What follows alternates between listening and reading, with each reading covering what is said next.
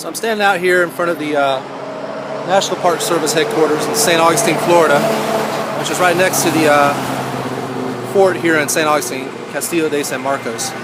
And let's see if they prohibit free speech out here. I know they have a little free speech zone that they say that you can get to have your First Amendment rights in. The rest of the areas you can't have the First Amendment. So we'll go ahead and we'll see what happens. I'll walk around with my sign out here on the grounds first and see what happens.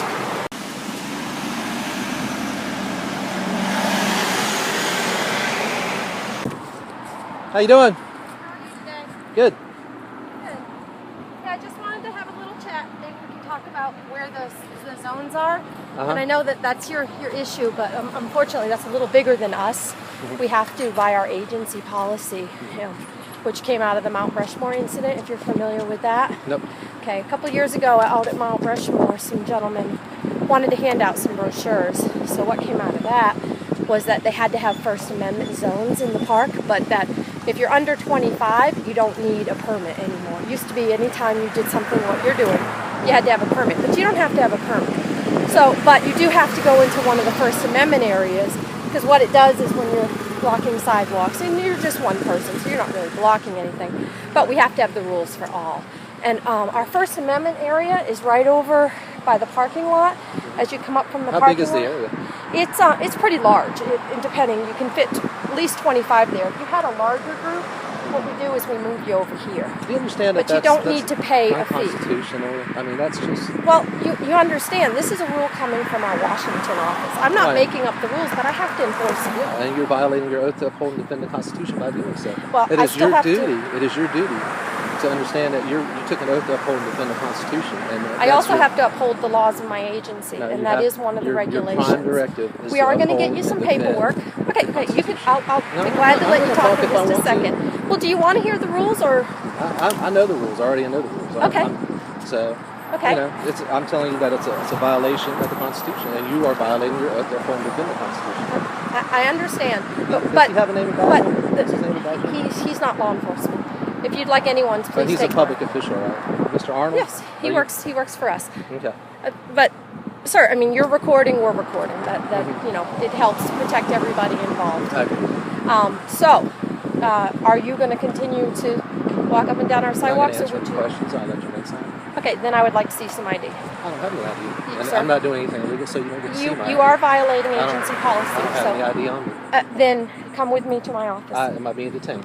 You will be if you can. You have to provide ID. I don't have ID on me. So how can I provide you with ID? There's no law that says it. My name is Jeffrey Marcus Gray. I live in St. Augustine, Florida. Okay. I don't have any ID on me. It's either I'm being detained or I'm not being detained. No, I'm not detaining you. I'm just trying to. Have a nice day. Bye. Advise you of the regulations. Have a good day. So are you leaving the property now? This is public property right here, man. Yeah, I know. Are you leaving our property? I'm not answering any questions. Really? I don't understand why you're being... You don't understand the Fifth Amendment to the Constitution either, do you? You already told me you don't understand the First Amendment to the Constitution.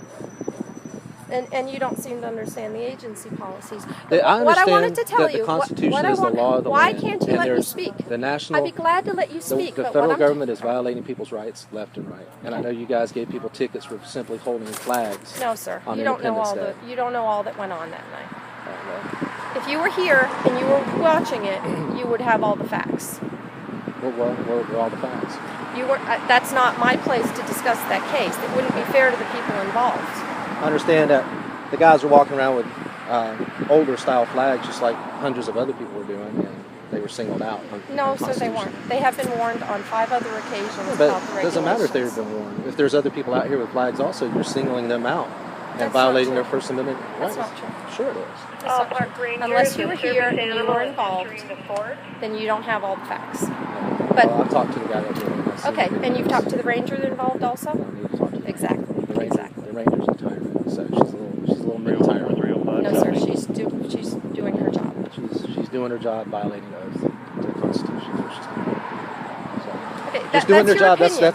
I'm going to go ahead and throw this out there to you. The Nazis were just doing their job too, and this is how it starts. Okay, that's fine. What I would like to say is we have 3 things we have to control when it comes to First Amendment, and any permit for free speech or any permit at all. We can control time, place, and manner, and there's reasons for that. And that's exactly what we were doing, controlling time, place, and manner. And that's what our agency asked that we Time, do. place, and manner of the First Amendment? Yes, we cannot control content. You can say anything you'd like. That's what free speech is about. We're not Right. violating your free speech. We are able to control where you do it. Okay. I'm glad you said that. Okay. It's in our regulations. As a matter of fact, John's bringing them to you right now. Okay.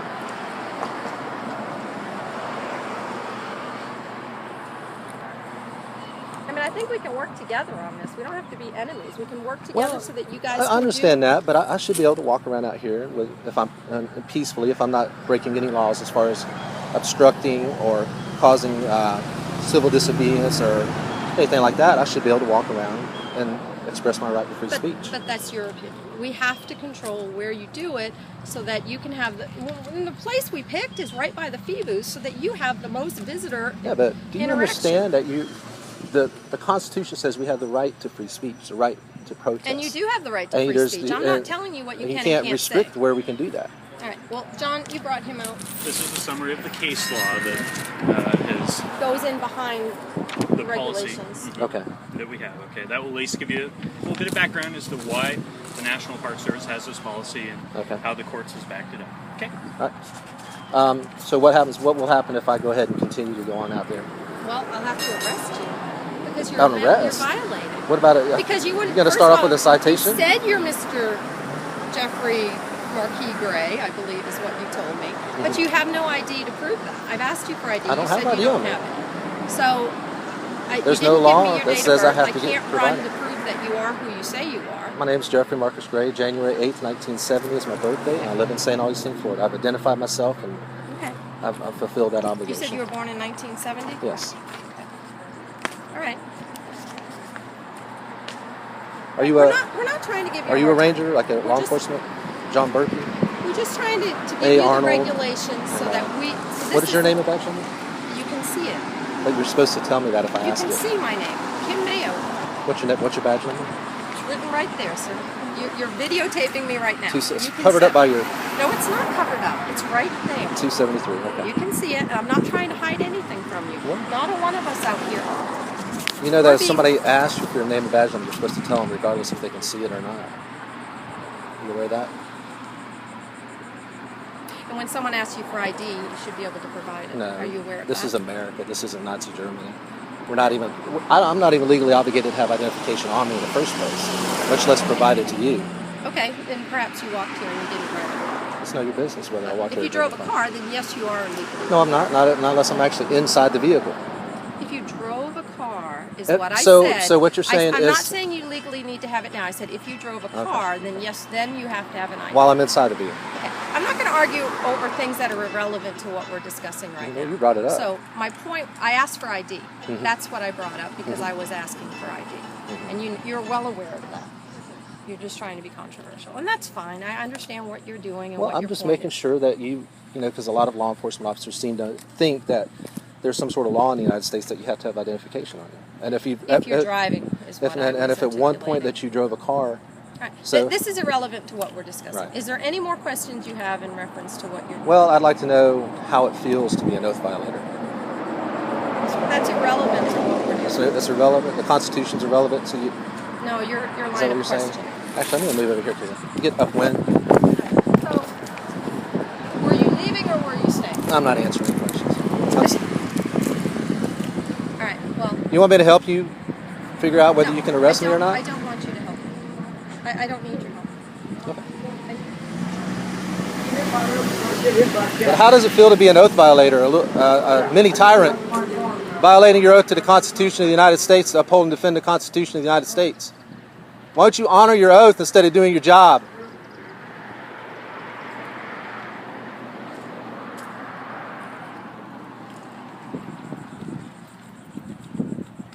There they go, oath violators. Just doing their job, just following orders.